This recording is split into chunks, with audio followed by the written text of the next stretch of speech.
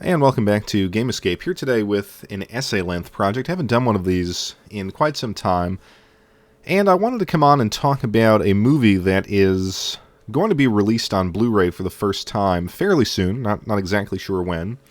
It's called Otaku No Video, and it's a fairly famous cult OVA from back in, I think, the early 90s, 1991, I believe. So you're going to be able to find it pretty soon. It was supposed to come out in February. It's been delayed. There's a whole Kickstarter behind it. But I really enjoy this film, and I wanted to share my thoughts, because I think while it's not necessarily related to video games directly, I think it has kind of a broader cultural significance related to collecting and kind of niche cultural communities. And I've always been interested in that aspect of it. So if you know what my essay-length projects are like, well, sit back and hopefully you enjoy this.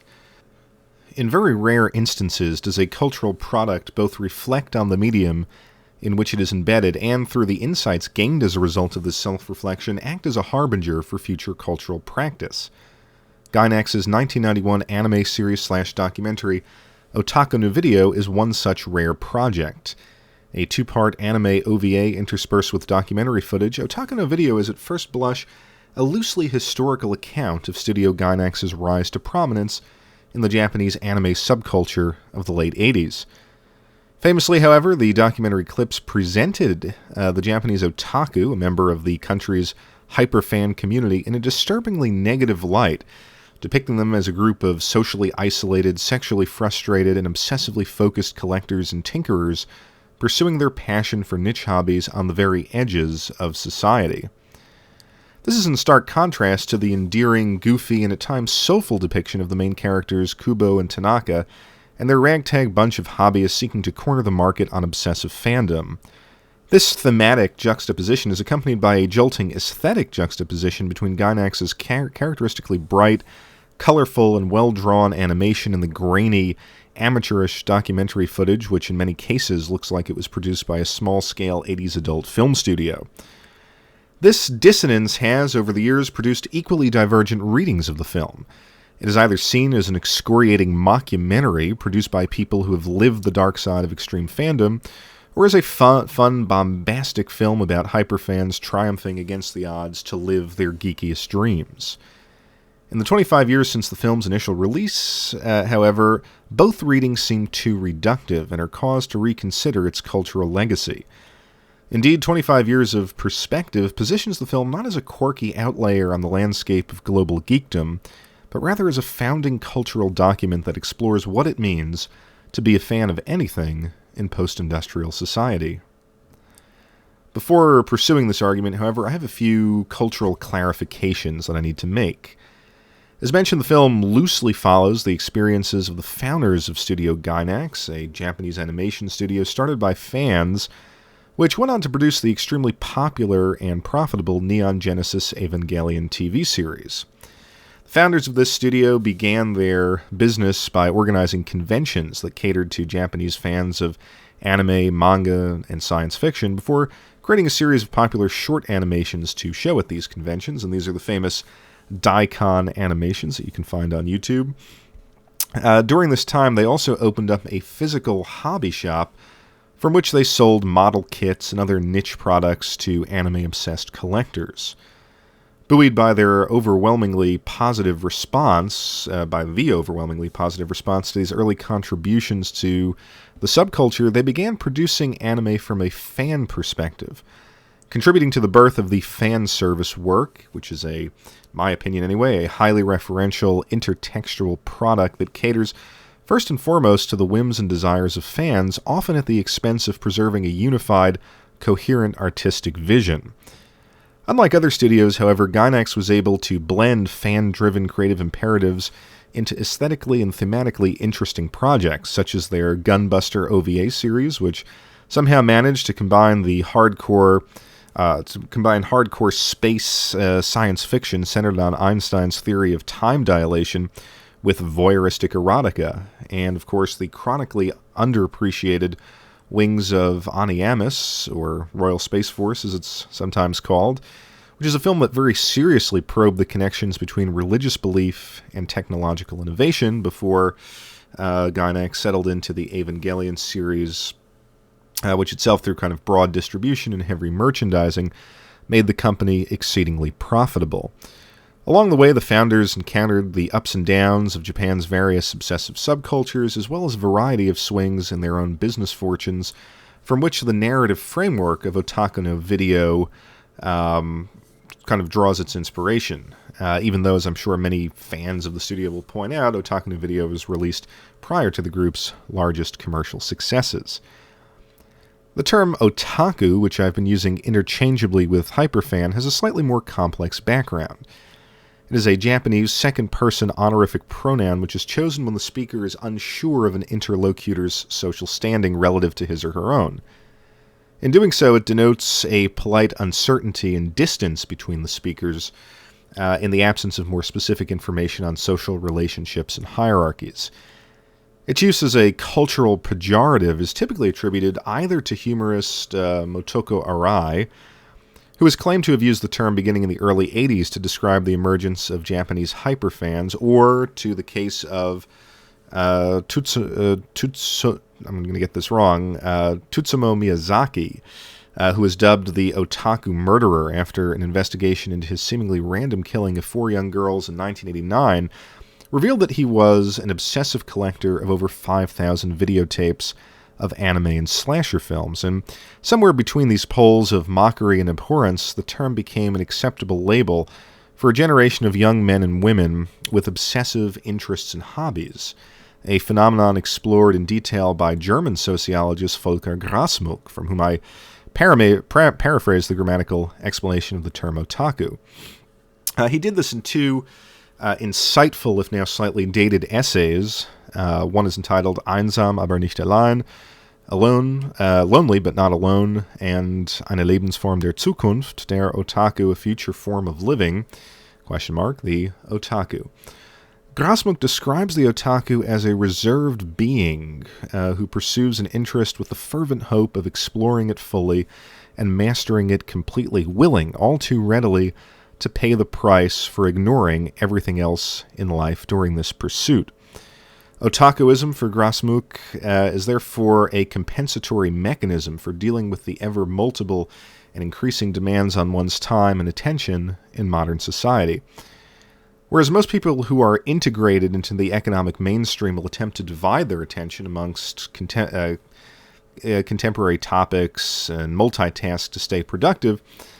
the otaku seeks instead closed systems. This is a quote by Grasmuck. He seeks instead closed systems in which one can believe. He creates an island in the sea of information on which to feel secure and prepared for what might come. Close quote. This distinction between an economically integrated mainstream and socially precarious, interpersonally compromised, and increasingly deviant subculture is a binary that may seem unfair by today's standards, particularly among young Western fans of anime, video games, and tech who have grown up in an era in which identity politics have made this kind of labeling less culturally acceptable. But it is a binary which is very much at the center of Otaku No Video and is critical for understanding its concurrent strains of humor, hopefulness, and pessimism. Now, for those who grew up in the 70s and 80s and found solace in the burgeoning underground circles of geek culture, Otaku No Video's scenes which depict Takata slowly introducing Kubo to the world of the otaku will no doubt offer heavy notes of saccharine nostalgia. The secret apartment room in which Takata's crew immerse themselves in their fandom carries with it this aura of a beautiful oasis in which the group, hidden from the stifling pressures and expectations of Japanese society, can find solace in their solipsistic hobbyism and engage in a kind of communal, if fundamentally antisocial pursuit, which strikes Kubo as at once unnerving and fascinating. When Tanaka observes the gleeful, childlike awe that every day is like a high school festival, one can sense the emotional comfort that comes with finding a group of like-minded compatriots in an era before the internet and before social media, an era in which a conscious deviation from the social and economic mainstream was a prerequisite for fandom. I suspect many current hobbyists and tech enthusiasts had similar moments at some point or another when they discovered some little room or store tucked away in the suburban sprawl, in which people who were seemingly too old to be playing nonetheless devoted themselves passionately to a hobby with an overt disregard for social norms. For me, it was when a friend of my father's took me to an RC racing/comic book shop at 9 years old, and I said to myself, firmly gripped with what at the time seemed to be an epiphany, grown-ups do this? This is a nuance of Otaku No Video's presentation of otaku culture that may go overlooked in 2016. The amount of subtle visual detail the film uses to portray the physical infrastructure of obsessive fandom, the back rooms, video stores, hobby shops, lineups for product releases, theaters, etc., reminds us that devotion and consumption had a physical component, that fans had to physically navigate in and often reveal themselves to society in order to pursue their hobbies, which often involve the purchase of physical products rather than digital goods, and digital goods by their very nature offer modern consumers discretion and deniability, which didn't exist back then. The sweetness of these scenes do not escape the pessimistic mockery for which the film is broadly accused, but I would argue that the resonance is not one of pity, but rather of a kind of empathetic melancholia. I mean, we're not meant to simply disregard the pursuits of the group as the misguided fantasies of pathetic dreamers, but rather as a very natural and very human search for a place of meaning and coherence in a world seemingly indifferent to these values. The scenes are fundamentally sad not because they represent a prurient longing, but rather an unattainable goal. Now, my argument is not that this nuance is the product of hindsight. I believe it was consciously added to the film on a visual and narrative level in an attempt to explore a cultural habit that was beginning to emerge in the 80s and 90s. But if this is the case, the question that naturally arises is how to understand this persistent mockery that is weaved into the very structure of the OVA series. As previously mentioned, the hopefulness of Kubo and Takada is immediately and consistently undermined by the documentary footage which paints otakuism in a deeply unsettling light. This is taken further by the narrative arc of the animated scenes themselves, in which Kubo and Takada begin to convert their hyper-fandom into a commercial empire that seeks to monopolize fan service and, quote, otakuize the world, a plan that quickly draws attention away from the aforementioned emotional subtlety of the early scenes and moves the entire film into a mode of highly critical satire. By the end of the movie, what was once the hyperbolic dream of obsessive hobbyists to become kings of otaku devolves into utter absurdity as Kubo and Takada return to Earth to find their otaku Disneyland buried in the Tokyo Bay and discover their circle of friends waiting inside the hull of a giant robot, which they subsequently use to blast off into space in search for the planet of the otaku. As a longtime friends remove their oxygen masks and, in the process, erase 36 years of aging, one can't help but to be moved by the implications. As the two attempt to rediscover their youth, these sad old men, trapped in an endless cycle of psychological regression, experience one final juvenile hallucination that obscures the reality of their fandom. And yet it would be wrong to simply read this ending as the final indictment in a long strain of brutal critique, because the film, from its outset, is deeply committed to presenting itself as a reflection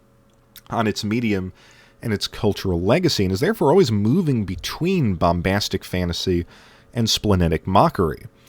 And to its credit, it never lingers at either pole. It must be remembered that the creators are mocking themselves every bit as much as they are the interview subjects, some of whom have been reported to be Gainax employees, and as well as the film's presumably otaku audience. Now, while the narrative may seem to be an act of condescension, it is in fact freeing itself from the insular myopia of which it accuses its characters and interview subjects, and is trying to consider the full range of cultural implications that come with being an otaku, or, put another way, the film is more of a challenge than an overt insult. Had Gainax simply heaped praise on the otaku lifestyle, which they had every economic incentive to do, the film would have been significantly less interesting. Instead, Gainax were bold enough to present an unflinching psychological and intellectual challenge to the fans of its products and its genre at a time when otakuism had far from cemented itself as a broad global market. It took this risk to present a truth to its fan base, presumably unsure of whether or not there would be any backlash.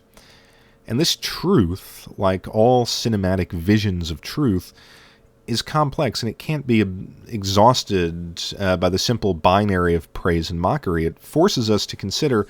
that the otaku lifestyle may be both a non-judgmental, virtualized world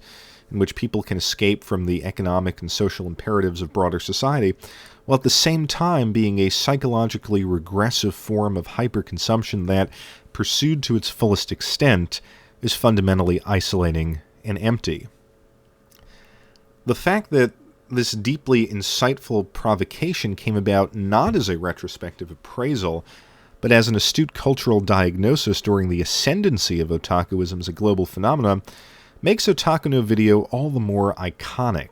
in being able to offer its critique of a medium and a cultural practice while itself being complicit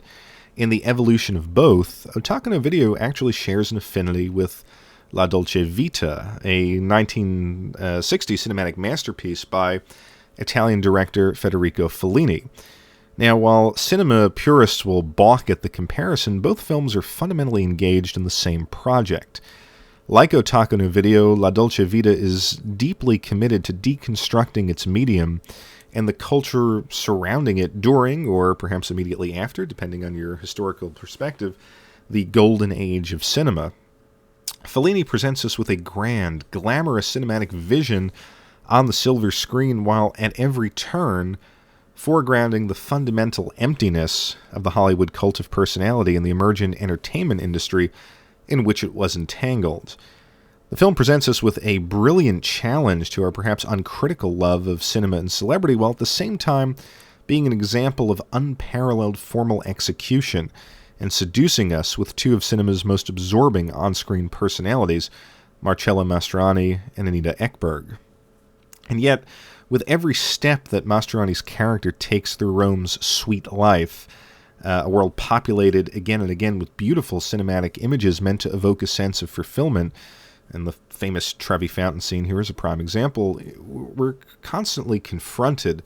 with the futility of cinema and celebrity culture in providing us with anything of lasting emotional and intellectual substance. Much in the same way, Otaku No Video teases us with the suggestion that otaku culture may actually be a geek salvation, only to remind us that, like any form of consumerism, we can only carry the illusion so far. This unflinching honesty and willingness to question the very foundations of their medium's popularity move La Dolce Vita and Otaku No Video beyond their respective genres and has, as time passes, turned them into founding cultural documents. This is not simply to say that the passage of time in both cases challenges us to continually reconsider their cultural. This is simply to say, that the passage of time in both cases challenges us to continually reconsider their cultural significance vis-a-vis how we ourselves are situated within the broader media landscape. In 2016, it's fair to say that we're still ensnared in the Hollywood celebrity culture that La Dolce Vita critiqued, perhaps with the exception that its global ubiquity makes the journey of Mastroianni's character a bit of an anachronism. We either accept the illusion that Hollywood presents us, or we despise it, but in either case, we really don't need to explore it personally to maintain these positions. Otaku No Video is perhaps the more dynamic of the two films when it comes to these shifting reception aesthetics, precisely because of the economics of fandom that it includes in its satire. In never seeking to hide the financial dimension of obsessive fandom, Otaku No Video presents the otaku fantasy as very much a transactional kind of illusion, one that is only possible through the constant acquisition of products whose purpose is to transport the purchaser ever closer to the virtualized world in which he or she wishes to live. In an age of constant connectivity, increasingly narrow, specialized media outlets, burgeoning enthusiast communities on the internet, one-click purchases, and endless reams of product information on whatever we wish to buy, the question the film asks of modern audiences is not whether or not the otaku lifestyle is viable, but whether our own cultural lives have really been otakuized. Kubo, Takada, and the interview subjects are all engaged in a pre-internet form of hyper-consumption, one that requires, that required at the time anyway, devotion and intensity to compensate for the limited networking potential between fans. In the networked worlds in which the internet has become ever more deeply embedded into our lives, we no longer need to physically search for, obtain, and access the virtualized objects and communities that tickle our fancy. But we are nonetheless subjected to the cocooning effect of obsessive fandom in a more immediate and intense way than the film's subjects. The ethos of otaku-style hyperconsumption is no longer purely the domain of anime or video games, but is equally at home in the world of fashion, cars, and investing. By surrounding ourselves with an endless stream of personalized, data-driven media related to our interests,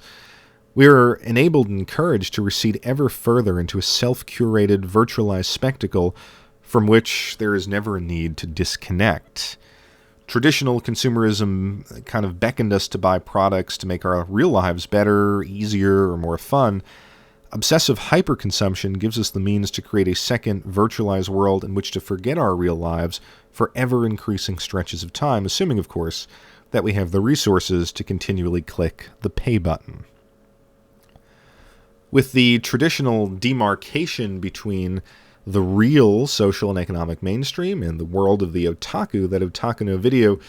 used to deliver its iconic combination of diagnosis and mockery being less stable than it was in 1991, we were forced to ask the question, are we to take pity on the otaku in the movie because they waste away their lives watching cartoon porn and stealing anime cells under the cloak of night, all in the pursuit of some juvenile dream?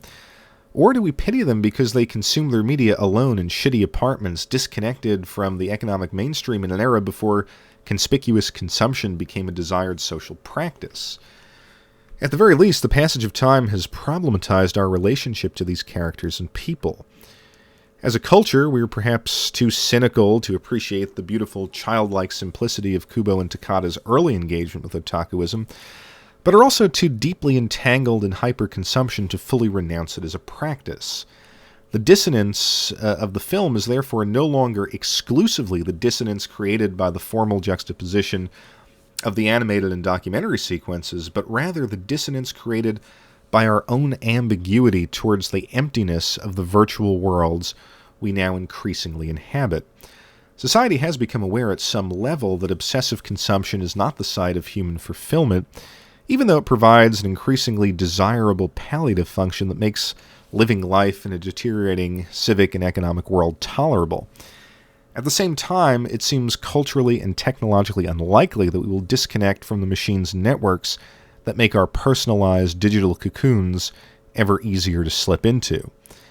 Given the precariousness of our situation, Otaku No Video forces us to ask whether and to what extent the hopelessness of the film's characters and interview subjects is simply the function of a particular historical circumstance, or if it has instead become a broader feature of our current cultural reality. I thank you as always for watching Game Escape, and I'll be back shortly with another video.